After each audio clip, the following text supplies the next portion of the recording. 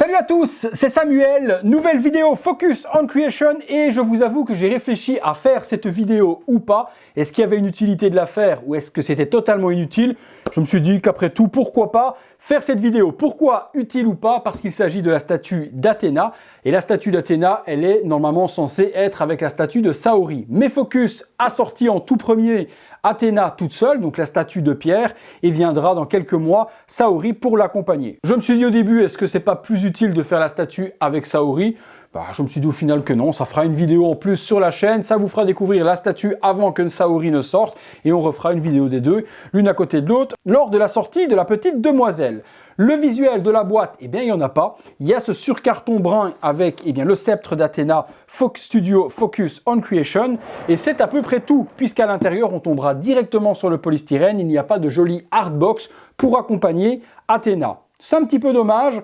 C'est compréhensible en soi parce que c'est surtout le packaging de Saori qui va faire la beauté du tout. Mais on aurait quand même aimé avoir la même boîte que Saori pour accompagner Athéna. Là, c'est une petite économie qui n'a pas pour moi lieu d'être. J'ai la statue forcément avant tout le monde pour vous la faire découvrir. Elle a été envoyée avant le Nouvel An chinois avec Hilda. Peut-être qu'au moment où vous verrez la vidéo, vos envois auront eu lieu et vous pourrez du coup avec la vidéo patienter gentiment que votre exemplaire arrive. On découvre ça ensemble. Je sors le polystyrène. C'est parti.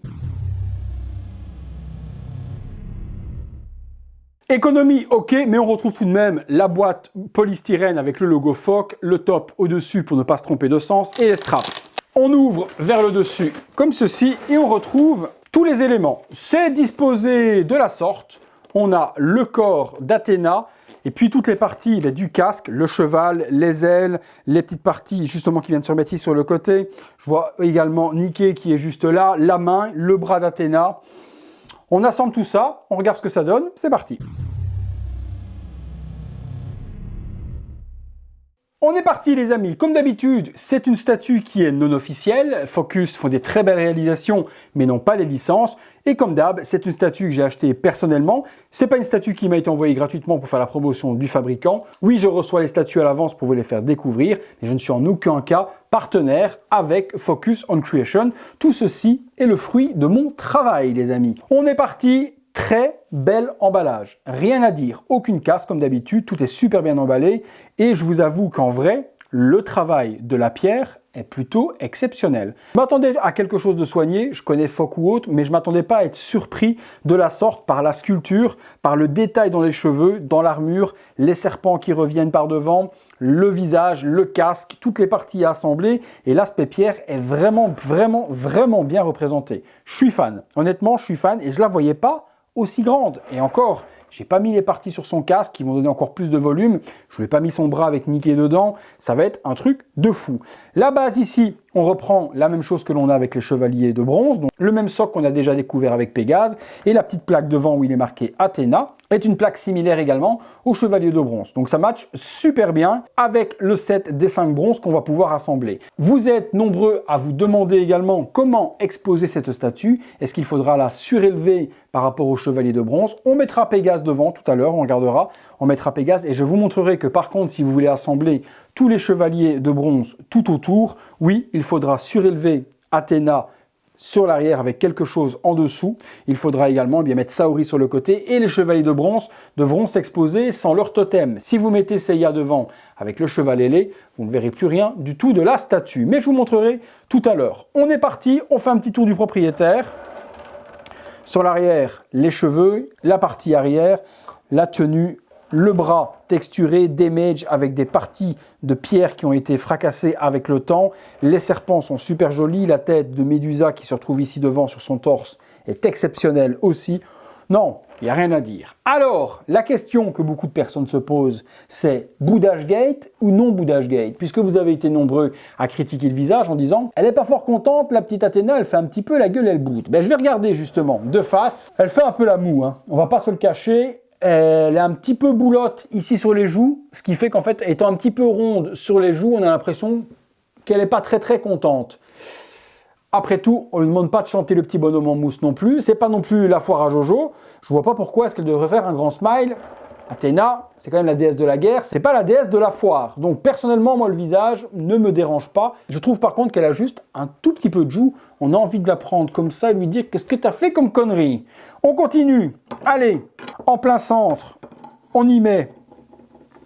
Il y a des détrompeurs, vous pouvez pas vous planter. Le sphinx.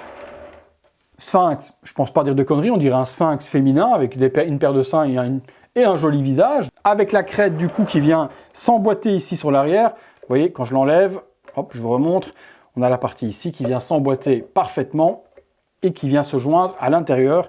Ça lui donne la forme du casque de gladiateur, on va dire ça comme ça, parfait à Athéna. Sur le côté, on retrouve les 2 chevaux qui vont s'assembler chaque fois avec un détrompeur différent et axé différemment pour ne pas que vous vous plantiez. Au niveau du cheval, sculpture de pierre très jolie également, on dirait un Pégase, hein, c'est super joli, vraiment très beau. L'aspect bleuté, l'aspect avec le brossage à sec noir pour donner l'usure, la sculpture, regardez c'est damage, c'est cassé sur le côté.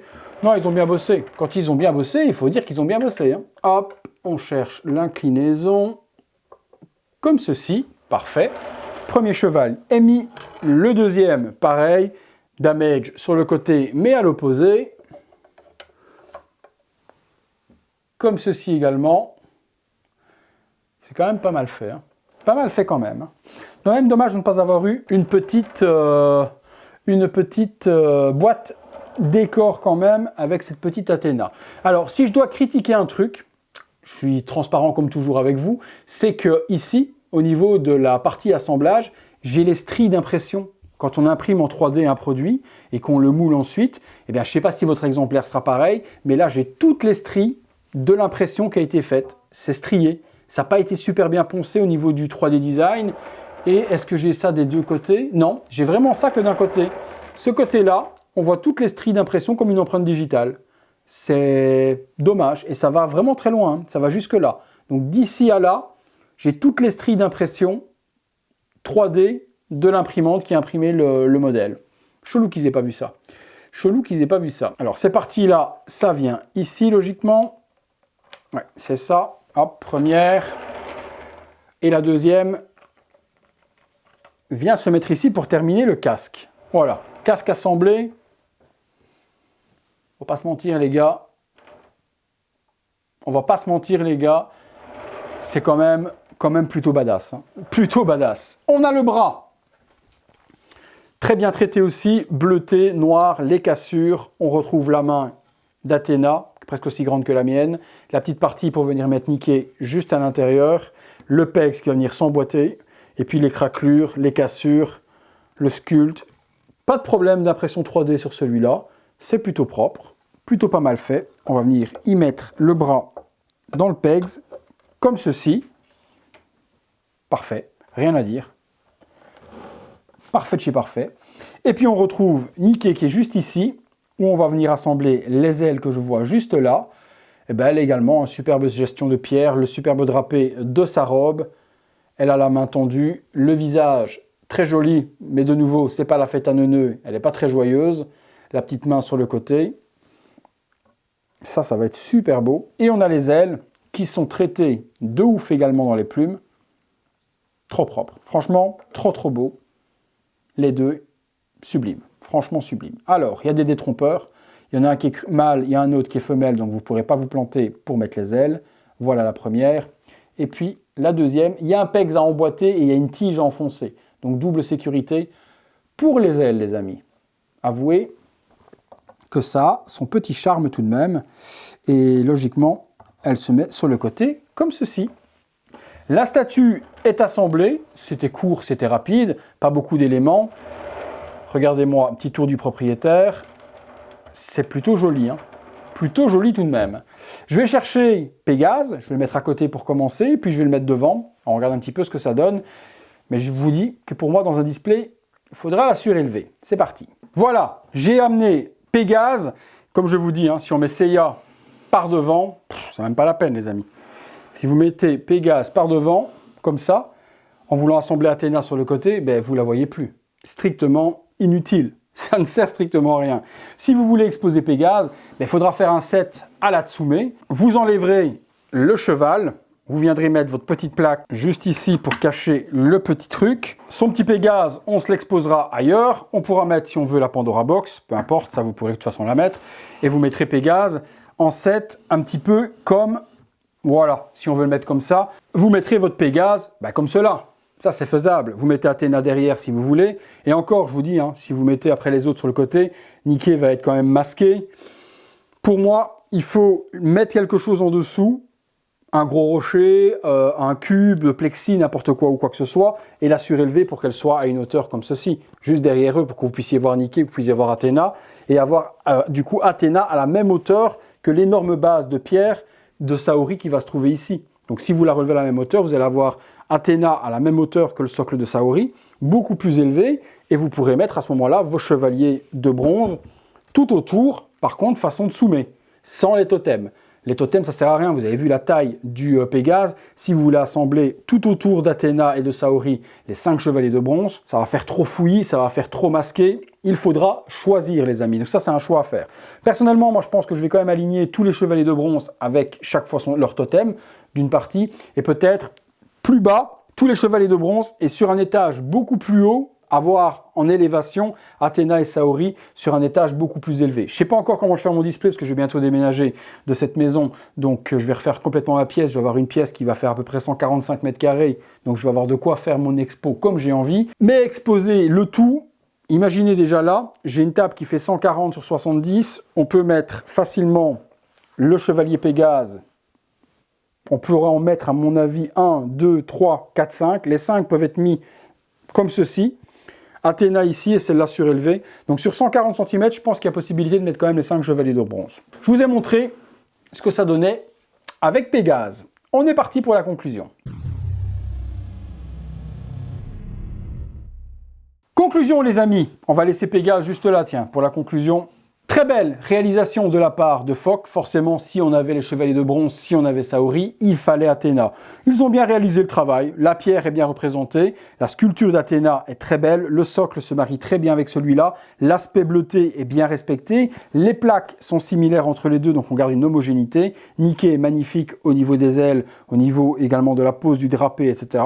Rien à dire au niveau de la structure, au niveau de la peinture, au niveau du design. Les points négatifs, c'est vrai qu'elle est un petit peu boulotte au niveau des petites joues, et puis ce défaut d'impression que j'ai tout autour du casque sur le dessus, où on voit toutes les stries d'impression si on se met à 10 cm comme je suis là. Forcément, si je recule là, je ne vois strictement plus rien, et de face, je ne verrai plus. Mais pour ne pas qu'on me dise que je ne pointe pas certains détails, je dis toujours tout. Voilà les amis, je vous laisse sur le visuel 360 degrés de cette magnifique Athéna. Vous me dites également comme d'habitude dans les commentaires ce que vous en pensez. Au niveau de la statue, au niveau du paint, au niveau de l'aspect de la pierre, au niveau de sa tête, ses petites joues, sa bouche, sa moue. Vous me parlez de tout ça juste là en dessous. Est-ce que vous l'avez pris? Est-ce que vous avez pris que Saori? Est-ce que vous avez pris les deux comme moi pour pouvoir faire le set complet avec les bronzes? Vous me parlez de tout ça dans les commentaires. Comme d'habitude, je remercie Fok de m'avoir envoyé les produits en avant-première pour vous les faire découvrir. Ça fait toujours plaisir. Dernière chose, j'ai oublié de vous le dire, il n'y a pas en dessous de stickers. Oh mon Dieu, je vais réussir à vous le montrer. Oui, je crois. Voilà, pas de stickers en dessous, c'est juste une petite feutrine. Et également, dernier point que j'ai oublié de vous dire, hop, c'est qu'il n'y a pas non plus, les amis, de plaque d'identification. Donc pas de numéro de série, dommage pour moi, j'aurais pas de numéro 1 pour Athéna, parce que Athéna fait partie de Saori, et c'est donc la numérotation de Saori qui fera la limitation entre les deux, les amis. Donc voilà, j'avais oublié de vous le dire tout à l'heure, je vous le dis maintenant, pas de plaque, pas de numéro de série, pas de stickers en dessous. Si vous avez aimé la vidéo, comme d'hab les amis, lâchez-moi un gros like, abonnez-vous, activez la petite cloche, toutes les notifications, afin de recevoir tous les jours à 19h30 une notification lorsque je mets une vidéo en ligne. Même chose, les notifications servent aussi quand je mets des petits bons plans, des petits posts communauté, vous êtes alertés.